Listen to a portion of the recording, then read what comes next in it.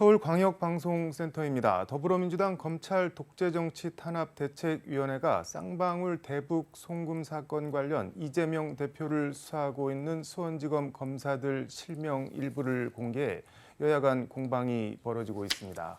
민주당 원내 부대표를 맡고 있는 김경만 의원과 함께 정치권 현안과 광주 전남 지역 이슈 얘기해 보겠습니다. 의원님 어서 오십시오. 네, 반갑습니다.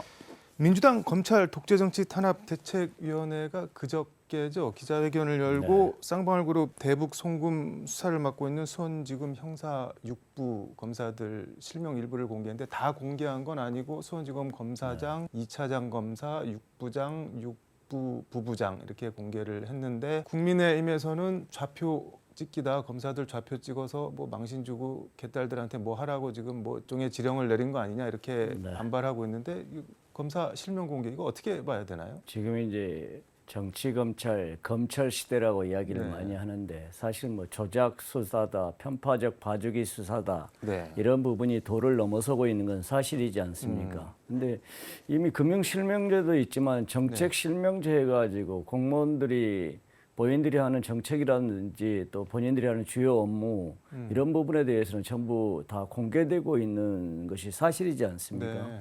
그래서 국민의힘에서 이것을 좌표찍기다, 협박이다라고 주장하고 있는데 정말 우리 공무원들이 정책 실명제에 맞게끔 법과 규정에 맞게끔 정책을 정책을 추진하고 있다면은 그 부분에 대해서 공개 못할 이유가 뭐 있겠습니까? 정말 국민의힘에서 정말 검사들이 본인들이 하는 업무에 대해서 주요 업무에 대해서 공개하는 데 있어서 뭐가 문제인지 오히려 묻고 싶어요. 뭐 검사 수사 실명제 이런 거를 하는 게 맞다고 보시는 건가요? 이재명 대표도 2018년도 도지사 시절에 공무원들 다 명찰 폐용하자. 그리고 이 부분에 대해서 그때 그 도민들이 80%가 굉장히 잘한 것 중에 하나다라고 찬성을 했어요.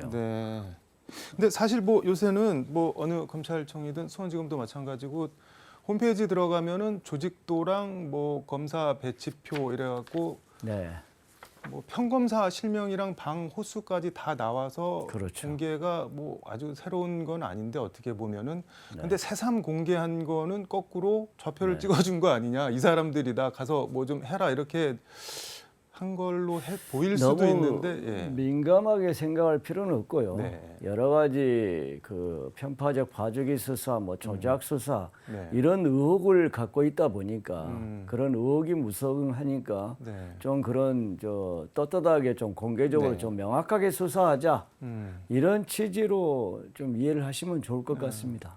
근데 이게 이제 그 공개된 조직도라는 거, 쌍방울 수사 조직도 이렇게 제가 보니까는 약간 그 예전에 경찰 검찰이 조폭들 잡고 나면은 무슨 파 조직도 해갖고 뭐 맨 위에 두목, 뭐 부두목, 행동대장 그런 것처럼 이렇게 시커멓게 발라놨던데 검찰 조직이나 수사를 뭐 약간 조폭으로 인식을 하는 측면이 있는 건가요? 민주당에서 실제로? 뭐 그렇게까지 비유를 할 수는 없습니다만은 근데 사실 뭐 해이와 협박 이런 부분에 대한 조작 수사, 봐주기 수사 이런 부분이 상당히 좀 도를 넘다 보니까 좀 폭력적인 형태가 좀 가미돼 있지 않느냐 이제 이런 생각을 야당이라든지 비판적인 입장에서 가질 수밖에 없는 거고요. 최근에 그 이하영 전 경기도 평화부지사 이 사례를 보면 그 양반이 그렇게 건강하시고 저도 개인적으로 만나본 적도 있습니다만은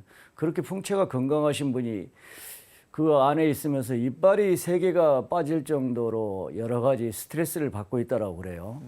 오죽하면 자기의 부인이 MBC에 그 진정서를 보내가지고 아마 그 안에서 우리 남편인 이하영 부지사가 구속 기간이 만료되는 시점에 당신도 풀려날 수 있다 이런 해유성 그를 통해서 여러 가지 진술 좀 거짓 증언을 강요받고 있다. 네. 이런 그 진정서를 MBC에 보냈어요. 아니, 그걸 당에 보내는 거는 그렇다고 해도 그걸 왜 MBC에 보내갖고 괜히 아마 오해를 당에도 보내고 이제 네. 방송에도 보내고 해가지고 그런 좀 그 안에 있는 사람의 심리적 불안감 네. 이런 부분들을 호소했지 않는가 생각하고 음, 그럴 정도로 하면은 우리가 네. 합리적 의심을 가질 수가 있잖아요. 회유나 압박 같은 게 예, 있었다. 그래서 그런 좀 폭력적인 문화 음, 이런 부분이 이제 빗대어서 그렇게 이야기를 한 것이지 검찰을 폄하하거나 폄훼하거나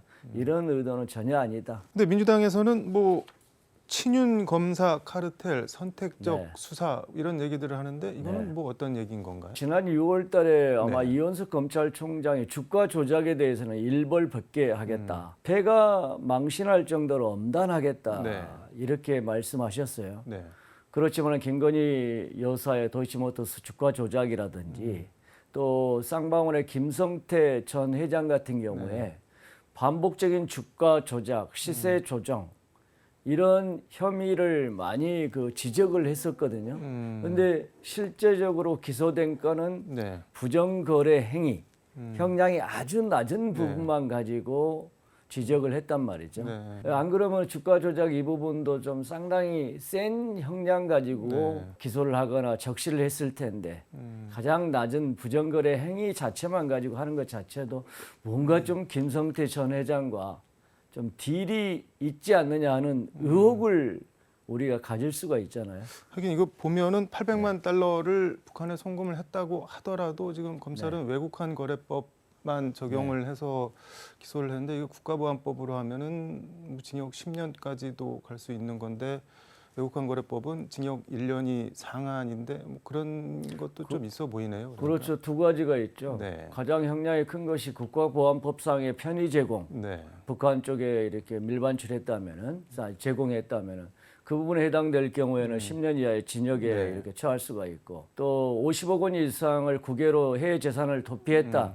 그러면 특정 경제 가중 처벌법상에 국외 재산 도피죄에 해당되기 때문에 이 부분은 더 형량이 더 커요. 근데 그거는 무기징역까지도 갈 수가 있는데 50억 이상은 근데 네. 그거는 해외 재산 도피는 본인이 쓸 목적으로 이렇게 축제 목적으로 빼돌렸을 때지 이 경우는 네. 조금 해당이 안 되는 거 아닌가요? 북한은 그건 그냥 이제 뭐 줘버린 거니까. 저기 다툼의 소지는 있겠지만 네. 어쨌든 국외로 국내에 있는 재산이 50억 이상이 네. 국외로 간 것은 맞지 않습니까? 그래서 그 부분도 이렇게 광의로 적용할 수가 있는 건데 그 두 가지는 쏙 빼고 애국한 거래법 위반 1년 이하의 징역이라든지 1억 원 이하의 벌금 네. 이런 부분으로 이렇게 했다는 것은 충분히 이걸 가지고 딜을 하면서 이렇게 형량을 이렇게 하면서 다른 부분에 대해서 네. 좀 거짓 진술이라든지 이런 부분에 대한 내고가 있을 수 있다는 개연성 부분은 우리가 다 추측할 수가 있잖아요. 그러니까 하긴 검찰 입장에서는 언제든 추가 기소나 공소장 변경이 가능하니까는 이화영 전 부지사한테 쌍방울 김성태 회장한테 너희들 하는 거 봐서 우리가 뭐 해주겠다 뭐 이렇게 하고 있다는 말씀인 거네요. 그러니까. 하여튼 생명줄, 목줄을 재고 있다라고 보면 되고 네. 과연 그 동아줄이 정말로 예. 조정식 민주당 사무총장이 기자간담회에서 윤석열 대통령에 대해서 네. 특별감찰관 도입을 통한 측근 친인척 비리 뭐 척결해야 된다, 천명해야 된다 이렇게 네. 얘기를 했는데 대통령실이 어제 아니 여야가 합의해서 특별감찰관 추천하면 우리는 임명하겠다는데 특별감찰관 추천도 안 하면서 왜 자꾸 대통령한테 뭐라고 하냐 뭐 이런 식으로 반박을 하던데 네. 이거는 왜 지금 추천을 못 하고 있는 건가요? 특별감찰관은?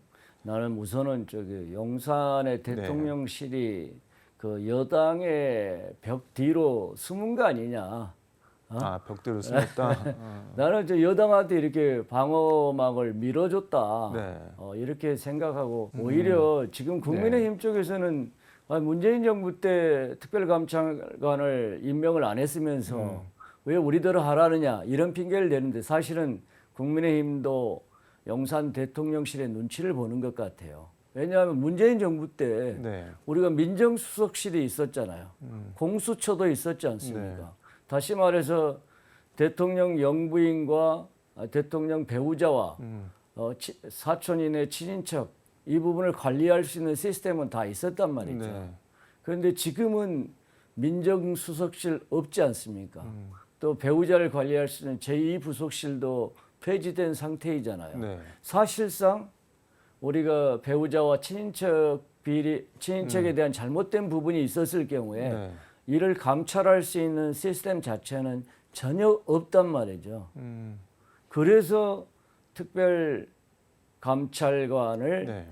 지정을 할 필요가 있다. 이런 이야기를 한 거고. 근데 지금 논의 자체가 안 되고 있는 건가요? 그렇죠. 이 자체는 네. 아시다시피 대통령도 네. 아마 당선인 시절에 음. 특별감찰관 정말 필요하다. 배우자라든지 사촌인의 친인척 관리를 위해서 필요하기 때문에 본인이 좀 신속하게 임명하겠다.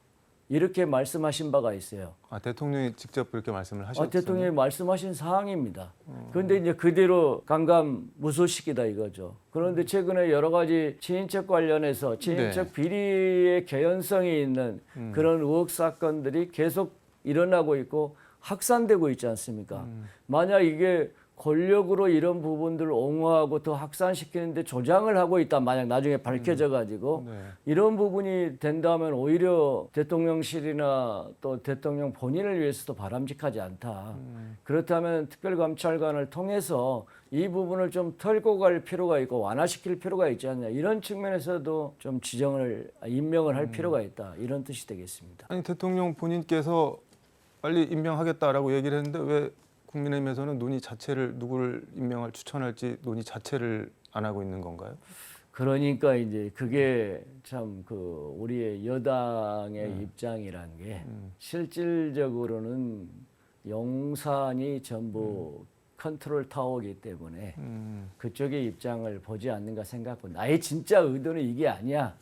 어? 똑바로 알고 이렇게 할 필요가 있다. 뭐 이심전심인가요? 이런 의도가 있지 않는가 생각하는데 그 마음은 제가 안 들어가봐서 정확하게는 모르죠. 일종의 심기경호를 알아서 하고 있다 뭐 그런 네, 말씀처럼 들리네요. 그렇게 보여집니다. 지역 현안 얘기 해보겠습니다. 이번에 네. 광주가 미래차 분야 소부장 특화 단지로 지정이 됐는데 뭐 경쟁이 엄청 셌다고 하는데 선정이 됐습니다. 뭐 배경이나 원동력 뭐가 우선은 이제 있을까요? 경쟁 자체가 만만치 않았어요. 네. 기아차가 있는 경기도 화성, 그리고 현대와 기아차가 있는 울산, 또 대구, 경주 이렇게 5군데 지자체가 네. 신청을 했고요. 각각의 지자체의 장점을 내세워서 치열하게 경쟁을 했던 건 사실인데 저는 이제 강주가 일찍부터 우리가 완성차 공장이 기아차와 GGM이라는 2군데가 있고 그다음에 그 협력업체 키 네. 앵커 기업들 네.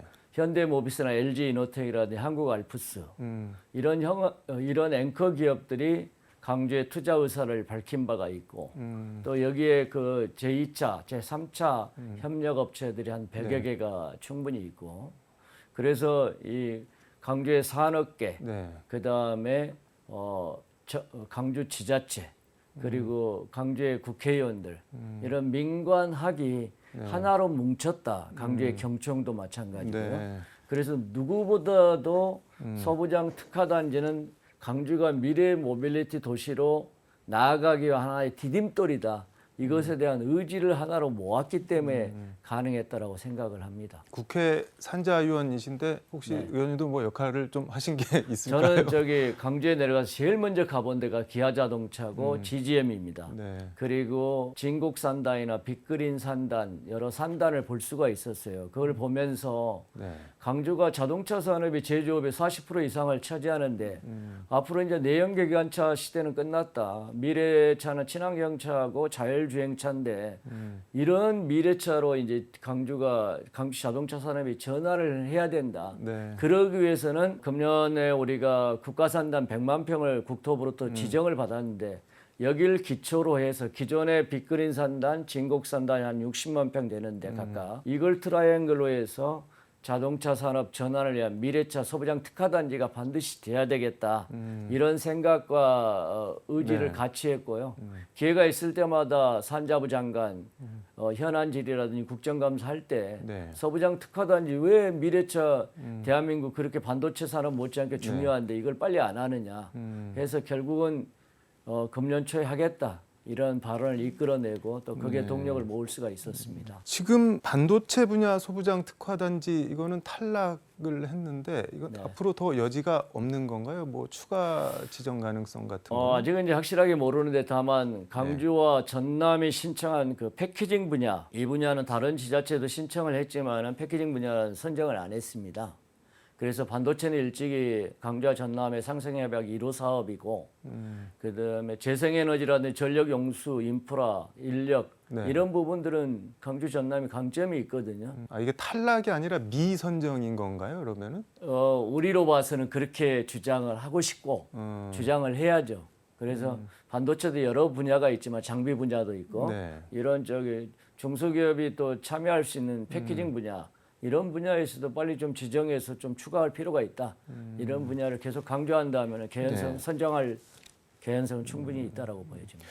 어제 전남 나주시 화순군 지역구인 신정훈 의원 포함해서 민주당 의원들이 국회 소통관에서 기자회견 열었는데 감사원 무리한 한국에너지공대 감사 그리고 윤희준 총장에 대한 해임 건의 규탄하는 기자회견 열었던데 거기 이름 같이 올리셨죠, 의원님? 네네. 네. 이 기자회견이 뭐 취지가 어떤 내용인가요? 지난달에 산자부하고 한전에서 30% 에너지공대에 대한 예산 출연하고 정부 지원금을 축소하겠다 이걸 네. 발표한 바가 있고요. 또 이제 그저께 산자부에서 에너지공대에 대한 감사 결과를 기초로 해서 한전 에너지공대 윤희준 총장에 대한 해임 건의안을 발표를 했거든요. 네. 근데 아시다시피 에너지공대는 겨우 2년 된 학교입니다. 네. 규정 미비로 해서 좀 일부 잘못된 점이 있다 할지라도 그 부분은 고치면 될 일이지 총장 해임까지 갈 부분은 아니다. 그리고 30% 예산 삭감 다시 원위치해라. 에너지공대가 설립 취지라든지 여러 가지 등을 감안했을 때 정부 지원을 100%, 120% 해도 부족한 판에 있는 예산을 30% 깎는다는 게 말이 되냐. 다시 원상복구해라. 그다음에 총장 해임은 너무 과하다. 이런 부분으로 기자회견을 했던 것이죠. 기자회견문이나 뭐 내용 보니까는 한국에너지공대를 이 정부에서는 그냥 한국에너지공대로 보는 게 아니라 일종의 문재인 공대 이렇게 보면서 결국에는 폐지 수순으로 가는 거 아니냐 뭐 이렇게 인식을 하고 있는 것 같은데 그렇게 보고 계신 게 맞나요? 그런데 지금?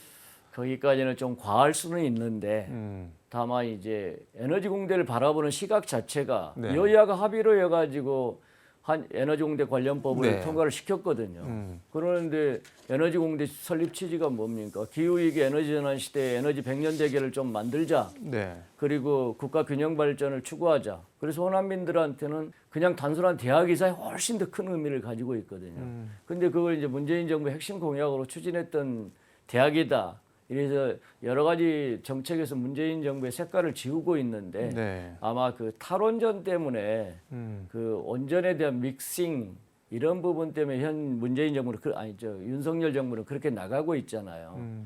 그래서 이제 그런 부분에서 상당히 좀 지우고 싶은. 근데 예산 줄이고 사람 바꾸고 하면은 점점 시들어가다가 뭐 당장 올해부터 괜찮은 자원들이 지원 안 하고 그러면은 그냥 망하는 거 아닌가요? 어떻게 보면? 그렇죠. 그래서 제가 그 산자부 장관한테 분명하게 답변을 받아내기를 금년에 30% 예산 줄이는 것은 맞다. 네. 정부 한전 출연금 중에서 그러나 이 부분은 내년도에 수년된 것이지 내년에도 줄인다. 이건 확정된 건 아니다. 네. 그래서 지금 건축 계획상에 조금 수년될 수 있는 부분 이것을 좀 뒤로 밀어놨다 이렇게 생각하시면 됩니다.라고 제가 확답은 받았습니다만은 아니 산자부 장관은 지금 원자력 정책 제대로 추진 못한다고 뭐 교체 1순위다 뭐 이런 기사가 심심치 않게 나오는데 그 산자부 장관의 약속을 믿고 이렇게 기다릴도 되는 건가요? 어떻게 되는 이제 건가요? 그 상임위에서 네. 그 대국민한테 또 한 약속이라 쉽게 바뀌지는 않겠죠. 네. 네. 그렇지만 문재인 정부 때 만들어진 대학이고 문재인 정부 때 임명된 총장이기 때문에 내 입맛에 맞는 총장을 선임하기 위해서 하는 것인지 아니면 말씀하신 대로 단계적으로 이렇게 하면서 점차적으로 에너지공대 이거 없어도 된다라는 이런 시나리오로 가는 것인지 아직은 좀 두고 봐야 됩니다만은. 알겠습니다. 아무튼 시간이 다 돼서 말씀을 더 들을 수는 없을 것 같고 이거는 계속 관심 갖고 좀 역할을 해주시길 바라면서 오늘 말씀은 여기까지 듣도록 하겠습니다. 네. 고맙습니다. 고맙습니다. 지금까지 서울광역방송센터에서 김경만 민주당 의원과 함께 전해드렸습니다.